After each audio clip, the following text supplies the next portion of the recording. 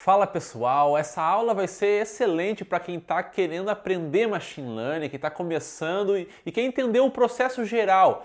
Então a gente vai ver um mapa aqui, tá? De como a gente resolve um problema de Machine Learning desde o princípio, cada uma das etapas que tem que ser seguida, tá certo? Essa aula faz parte de um mini curso aqui introdutório ao Machine Learning, tá? Então eu recomendo que você já tenha assistido as outras aulas, vou deixar aqui em cima relacionado o início dessa playlist, que tem várias aulas, né? Então eu recomendo que assista cada uma delas até chegar nessa aula aqui, tá certo? Eu desenhei um mapa ali no PowerPoint, tá? Que a gente já vai ver, onde eu resumi cada uma das etapas principais, assim, né? De resolução de um problema de Machine Learning, para a gente poder ter uma ideia boa, uma visão macro, né, do que a gente vai estudar, tá certo? Então vamos ali aprender então o que significa cada uma dessas etapas. Bom, a primeira etapa então é o conhecimento dos dados, tá? É o entendimento de qual problema você está tentando resolver. Você recebeu um conjunto de dados, mas o que esses dados significam? É uma tabela cheia de números, mas é o quê? O que significa esses números? O que significa cada uma dessas variáveis? O que você está tentando prever no problema? É uma previsão de um preço, né, de alguma coisa? É uma previsão de uma medição, de repente, de alguma coisa? O que é o teu problema? Tá? Então, essa primeira análise e conhecimento do teu conjunto de dados é essencial para poder avançar. Não adianta ficar apressado, né, de querer aplicar um modelo de machine learning a uma tabela cheia de valores e tu nem sabe o que aquilo significa na prática. Então, antes de mais nada, é importante entender qual é o teu problema que você está tentando resolver, tá certo? Logo em seguida, então, vem a etapa de pré-processamento e seleção das variáveis. Tá? Então, o que seria essa etapa? Essa etapa abrange várias microetapas, né? Que na realidade não são micro, porque cada uma delas é bem trabalhosa. Então, uma das etapas é adequar e formatar os dados. Então, imagina que tu recebeu uma tabela, tu quer analisar essa tabela agora, fazer uma predição, né, rodar um modelo de machine learning com esse teu problema, só que essa tabela está com dados não formatados, ou seja, os dados estão em formato de texto, tu quer passar para o formato numérico, tem alguns caracteres especiais ali que tu precisa remover. Então, é aquele processamento mesmo, né, da adequação dos dados, ou então, de repente, precisa normalizar os dados, né? Você vai usar um modelo de machine learning específico, os dados precisam estar normalizados, então a gente já vai aproveitar para normalizar nessa etapa.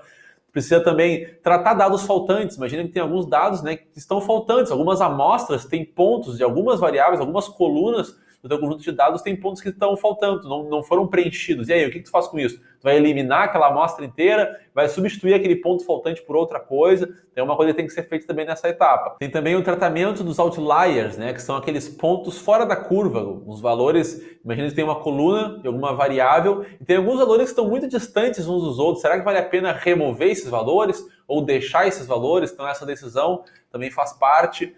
Uma outra etapa que faz parte do pré-processamento, da seleção das variáveis, né, é escolher quais variáveis são as mais relevantes para o teu problema. Daqui a pouco tu não quer usar todas as colunas do teu conjunto de dados, tu acha que algumas não são tão relevantes, então tu vai fazer um teste, vai rodar alguns modelos para decidir quais variáveis são melhores do que outros. Isso aqui ainda é o pré-processamento, a gente não está aplicando machine learning ainda. Está só selecionando as variáveis, de repente, que possam ser mais relevantes, excluir variáveis que são colineares, por exemplo. Então é uma escolha mesmo do modelo, quais variáveis que vão impactar o nosso modelo depois.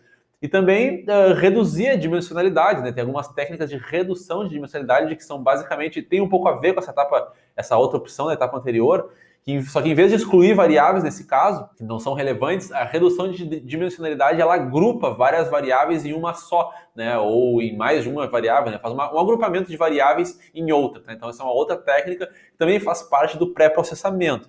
Feito tudo isso aqui nessa etapa de pré-processamento, aí sim que vem a parte do machine learning propriamente dito. Tá? Então tudo isso que eu falei até aqui, nada de machine learning ainda foi aplicado aqui necessariamente, né? Só está trabalhando os dados, preparando eles para daí então eles ficarem redondinhos e prontos para a aplicação do modelo de machine learning. E é aqui que vem toda a mágica, né, do machine learning. É aqui que a gente vai escolher um modelo de machine learning para aplicar os nossos dados, porque agora os nossos dados estão prontos para receber o nosso modelo. A gente já tratou e trabalhou eles, o que precisava, para aí então aplicar o nosso modelo. É claro que se por algum motivo o nosso modelo, nosso conjunto de dados já veio prontinho, já veio todo trabalhado, melhor ainda, a gente pode pular direto para cá. Mas geralmente, né, num problema real, a gente vai receber um conjunto de dados que precisa ser trabalhado, precisa ser tratado. Então tem toda essa etapa aqui de pré-processamento, seleção das variáveis que precisa ser feito antes de poder rodar o nosso modelo, tá? E a boa notícia aqui, né, que essa etapa aqui é uma parte que em termos de programação é muito simples, tá? Essa etapa aqui, antes que é a parte que exige mais conhecimento de programação. Então, Por quê? Porque aqui a gente vai trabalhar os dados, trabalhar a formatação deles. Então, tudo que vai ser feito, né, com o conjunto de dados, em termos de programação, a maior parte está aqui.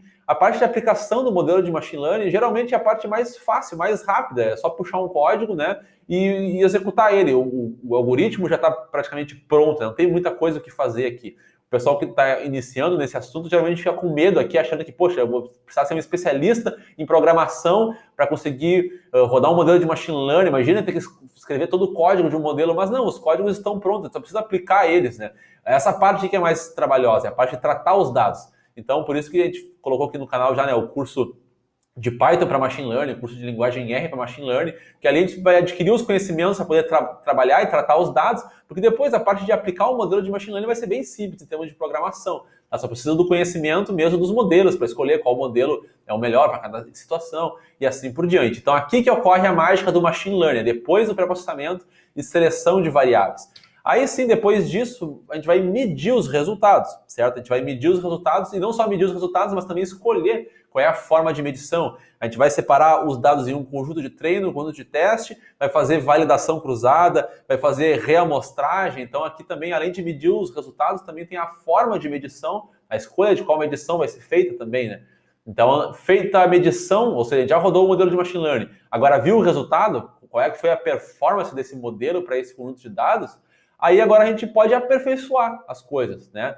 Então a gente vai voltar aqui para a etapa do modelo de machine learning. Por quê? Porque de repente a gente pode testar um outro modelo de machine learning. Vamos aplicar um outro modelo e ver se a gente consegue um resultado melhor, né? Ou ainda, vamos usar o mesmo modelo, mas mudar os parâmetros do modelo, né? Porque cada modelo de machine learning tem parâmetros diferentes que podem ser alterados. Então, se você está usando redes neurais, por exemplo, a gente pode escolher quantas camadas de neurônios a gente vai ter, quantos neurônios em cada camada, qual é o valor da taxa de aprendizado, né? Qual é a quantidade de amostras em cada mini lote que vai entrar lá para a aplicação do gradiente estocástico. Enfim, tem que ter conhecimento, né, para saber quais parâmetros a gente vai variar, para tentar de novo aplicar um modelo aos nossos dados e medir, ver se a gente teve um resultado melhor com essa nova combinação de parâmetros. A gente ajustou um pouquinho para cima o outro parâmetro diminuiu um pouco. Vamos ver como é que ficou o resultado. Ficou melhor? Ficou pior? Vamos tentar fazer mais um teste diferente agora. Será que a gente está melhorando o nosso modelo e assim por diante? Ou ainda, né, além de escolher um outro modelo de machine learning ou alterar parâmetros de um mesmo modelo de machine learning, a gente pode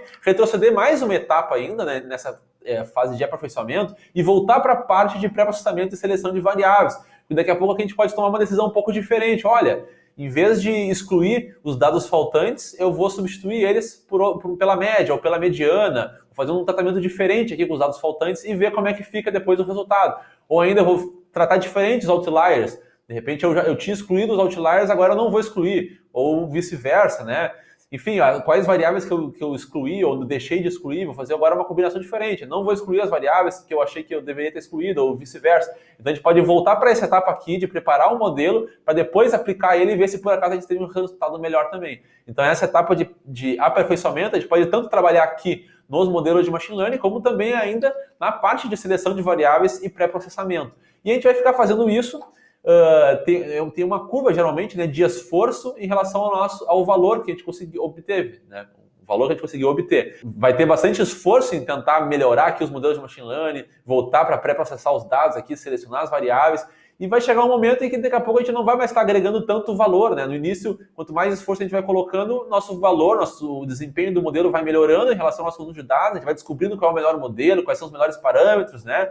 Só que vai chegar um ponto em que a gente está se esforçando muito e daqui a pouco a gente não está mais agregando tanto valor, a gente está chegando num limitante já. Aí essa é a parte, né, o ponto onde a gente pode parar, né? Olha, acabei aqui, eu acho que por aqui tá bom já, tomei a decisão de esse é o modelo, então, final que eu vou utilizar para esse conjunto de dados, essa é a performance que eu consigo obter, e era isso. Então, a gente vai, em algum momento, tem que tomar essa decisão de parada. A gente pode ficar infinitamente aqui, né, testando novos modelos, novas combinações de parâmetros de machine learning, voltando, testando novas combinações aqui com os dados, aplicando um novo modelo, mas vai chegar um ponto em que talvez a nossa performance não vai estar melhorando tanto mais, a gente está fazendo só perfumaria aqui, né, tentando fazer aquele ajustezinho fino, mas não está dando tanto resultado. Aí você decide, olha, por aqui tá bom já, eu posso parar, e está pronto o meu trabalho aqui como profissional de machine learning, tá? Então o processo basicamente é esse. Uma dica que eu dou é ter esse mapa sempre presente com vocês, de alguma forma, batam um print, né, desse mapa que eu acabei de mostrar e deixem salvos aí num resuminho de vocês, né, pessoal, de estudo de Machine Learning, porque todos os assuntos que a gente vai ver a partir de agora, né, cada um dos tópicos, é importante se situar em qual ponto a gente está. Então, quando a gente estiver falando, por exemplo, de dados missing, né, de dados faltantes, olha, aqui no nosso conjunto de dados a gente vai estar trocando aqui, substituindo os dados faltantes por outra coisa. Qual etapa a gente está? A gente já está falando de Machine Learning ou a gente está falando de pré-processamento, né? Então é importante saber ali, se situar onde é que estamos, né, para não ficar confuso. Ué, mas por que a gente está estudando tanto isso daqui? Por que estamos falando disso? O que isso tem a ver com aquele algoritmo de Machine Learning? Porque às vezes as coisas não estão necessariamente associadas, está numa etapa específica, né? E depois a gente vai para outra etapa do Machine Learning propriamente dito. Então por isso é importante se situar, saber em qual ponto nós estamos de estudo, né? Cada aula que vai ser dada sobre cada assunto específico, porque cada um desses pontos que eu comentei, né, nesse mapa geral, alguns desses pontos tem várias coisas que a gente precisa aprender, vários conceitos, né, várias coisas que a gente tem que praticar, colocar, fazer exercícios.